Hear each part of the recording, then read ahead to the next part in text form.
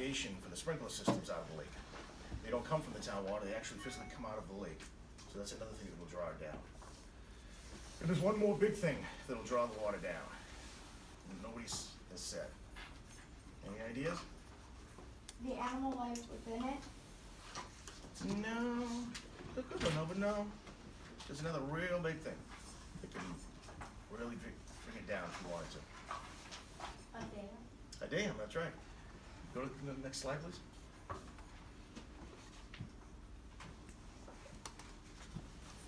So here's a couple of the dams that are in the Winnipesaukee River Basin. This one is the Lakeport Dam. I'm sure if ever you went to Elm Street School, you probably went over that bridge every day and saw the dam there. This is the Avery Dam, which is behind City Hall downtown. There's a footbridge that walks in front of it. Matter of fact, when I took the picture. I've been there before. Have you? Yeah, right downtown. Yep. So I'm standing on the footbridge and took that picture of the dam there. You can see there's two different dams. There's a dam that releases underneath, and there's a dam that releases over the top. They both do the same thing. You can draw the water down, or you can close them up, and it'll bring the lake higher in the upstream. A couple of things that are different. On this one here, where the water comes out from underneath, anything floating on the lake gets stuck up against the wall on the top there, and then they can use rakes to pull it to the side and clean it off. With this one here, everything goes over the top of the dam, so no matter what's in the lake, debris, whatever it is going over the top, and it's just gonna keep going. So those are kind of the only two differences in those dams. Now, each one of these dams also have a hydro turbine, and what that is the water passes through it, and it produces electricity, okay? So each one of those have that capability. I don't have a picture of the turbines, but you can see the empty sluiceway right here, and there's three more of them there. In this building, there's three of those turbines. Those turbines are controlled by a company in Canada. Nobody knows when they're gonna be turned on, nobody knows when they're gonna be shut off. So kind of what I'm getting at here is you guys probably see down there the kids swimming and jumping off that bridge in that area. You may be there fine 1 minute, jumping in there, you can swim to the side and you're out, and somebody from Canada hits a switch, and those three turbines turn on, and this whole area looks like that. And once that happens, there's no way you're gonna get out. If you've just jumped and those turbines turn on, there's no way you're gonna get out. So that's why I can't stress enough, and I see it every summer, the kids jumping off that bridge and jumping into that river, and how dangerous it really is. Below me, the footings for that bridge, the big concrete piers, this flow comes up to those, and they start a big whirlpool, an eddy right there. And if you get caught in that, it's gonna just take you right to the bottom, and you'll never get out. So, excuse me, go ahead. So about these turbines, do they like up on the building? Do they just like feeding there, and then like I've seen like just huge drippage just come up from the bottom area, the whole bottom area, Yep. just things are like slowly. The big well, it doesn't come out slowly. The big turbines, once they get spinning fast enough, they can actually send out of there probably 50,000 gallons of water a minute each. So that's, you know, what you're seeing here for flow is probably more than that out of these sluiceways here. And that'll change that river from there all the way down to Lake Winnisquam. So even if you're swimming down the river, there's another railroad trestle down by it's a breakfast place, Water Street Cafe maybe? There's a railroad trestle down there. I see the kids every summer jumping off. It's the same thing. Once they turn this on, it's gonna affect the water down there as well, and the same thing's gonna happen. So it's not a safe, that river is not a safe place to swim. So the next one kind of warns you that. So we talked about the dam danger, the hydro turbines, the flow changes, unexpected releases, and the whirlpool that they'll cause, that'll catch you in it. What you heard was that siren right there. Back in the day, there would be a dam keeper on site. He'd come out and make sure nobody was around, and at that point, he was lifting boards in and out of the dam. Where everything has become so automated now, there's nobody around to tell you get out of the water because we're gonna turn these things on. So that's why it's just very important that you don't swim in those areas. Okay.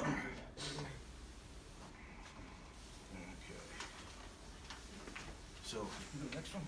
Oh, Sorry. okay, so we talked about where the water comes from. Go ahead. So like I didn't.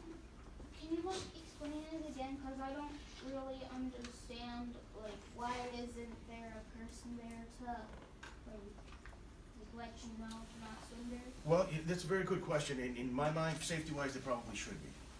But unfortunately, the way technology has gone today and everything is so automated, that has become automated as well.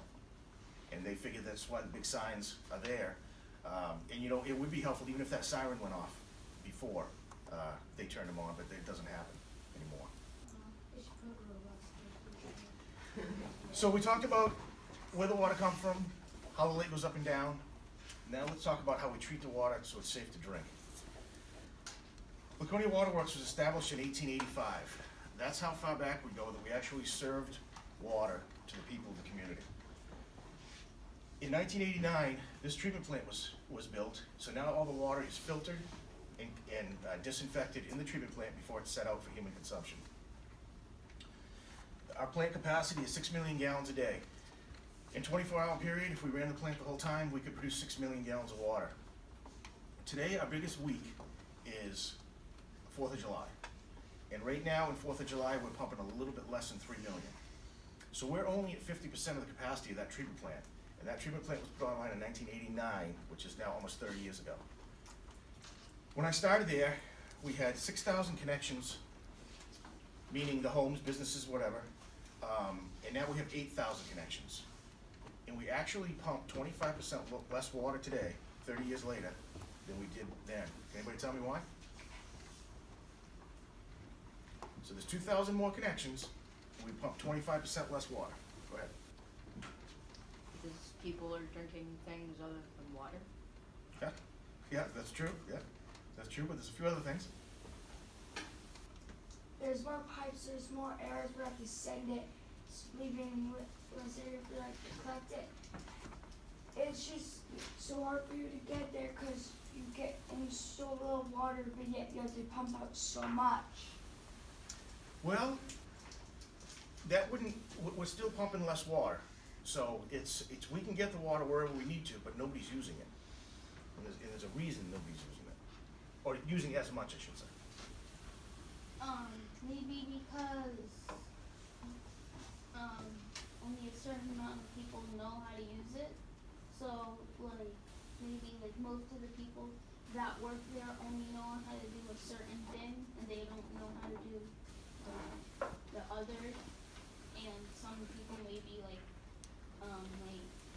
moved or like passed away or something. So there's less people. So remember what I said, we went from 6,000 connections to 8,000. So we have 2,000 more people Oh. and 25% less water. Back?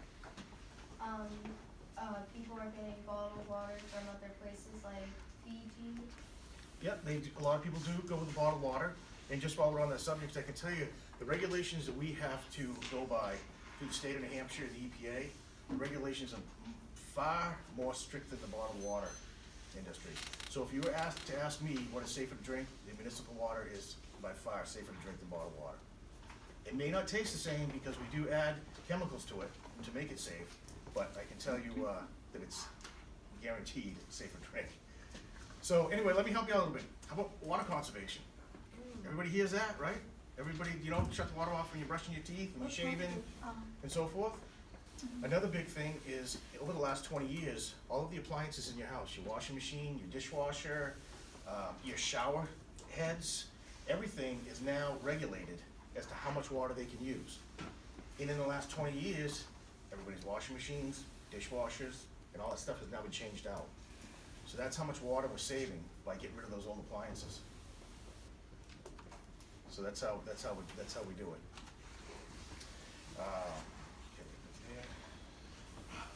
Okay, you can go to the next one now. Okay, so this is in the lake. We have a large pipe that comes into the pump house that we pump into the treatment plant. This wooden pipe was put in Poggers Bay in 1885 when the water company started, and it was taken out in 1985. So that pipe was in the water for 100 years and worked absolutely fine. Today, the iron pipe that we have, some of the steel pipe that we have, we're getting about 40 years out of it before it's starting to corrode the ground and we ended up with leaks in it. So that wooden pipe that made it 100 years is doing better than the pipes that we use today, amazingly enough. So when we pulled it out, we put it on display in the treatment plant. So if you ever go for a tour of the treatment plant, which everybody's welcome to do anytime, you will see some of the old stuff that we've pulled out. Where is the treatment plant? It's, you know where Stark Street is in Lakeport? You know where VIP Automotive D'Angelo's? Nope. In that I know where area? the Angelo's is. It's right, it's on a side street that goes up the hill right by across from D'Angelo's. Oh, I know D'Angelo's. Oh. Wait. So from D'Angelo's. You go across the street, and just to the right a little bit up the hill. But the D'Angelo's that goes up to like if you go down the road, you can see like past things like McDonald's and stuff like that. Yeah, McDonald's is a little bit too far, but come back towards the Lakeport a little bit. Like the cupcake place? Yeah, Right near almost across Irwin the Marine. Irwin Marine.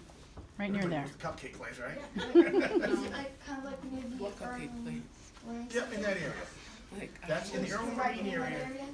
The Irwin Marine area is where we have the big, we have two 300 horse vertical turbine pumps that pump the water from the lake up to the treatment plant. So it's all right in that area, but we don't process the water down there. It's where we bring it to. Okay, you can go to the next one.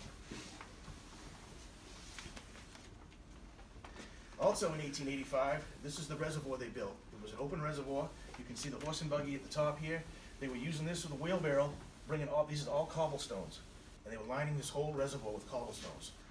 This was still in play until 1977, when we built a concrete enclosed reservoir. So for all those years, this was just like a pond there. The ducks were swimming in it, the geese were in it. They actually said there was fish in it too. And that was what was sent out to the people to drink up until 1977. Okay, Yuck. go to the next Where's one. the fish in Hang on just a second. Yeah, I'm sorry, somebody had a question? This is for the last one, the last slide, Okay. about comparing the pipe's age, like, about how much older would it be to you as, like, you know, as a way of being saying, finding out, like, wow, that would be surprising. Then I was, I'm sorry, I couldn't hear the whole question. So, like, about how much older is the pipe than you? How much older is this pipe than me? The, The old wooden one? yeah. The old wooden one is 140 years older than me. A lot older. And it's still in good shape. That's what's amazing about it. When that wood stayed underwater for that many years, it actually preserves it. Where when you put steel in the water, it actually starts to corrode. So that's the difference. How do you guys like build the dam? Because the water flow, like how do like the water, like once you finish building the dam, like where does the water go? Like How do you dam it up while the water's still there, you mean? yeah. So what they do is they will build concrete walls a little bit at a time, and they have huge pumps on the other side, so that they can continue to build it while pumping the water over the other side, to the discharge side of the dam. How they did it 100 years ago, I'm not sure. I have a question. Yeah. Okay, so if the wooden pipe lasted so long and the metal pipes deteriorate, why do they use the metal pipes if you're going to filter the water anyway? I don't know if at that time they really figured that out. They thought it was better, Okay. and then they realized that it wasn't. So as of 1985, when that pipe was taken out and the steel one was put in, by 1996, we realized there was a problem, and now we put in a plastic pipe. So, Plastic pipe work. how does it work? Yeah, like is it good or? Yes, it's been great. Yeah. Right? I think I actually know like why the metal pipe like deteriorated faster, because like wood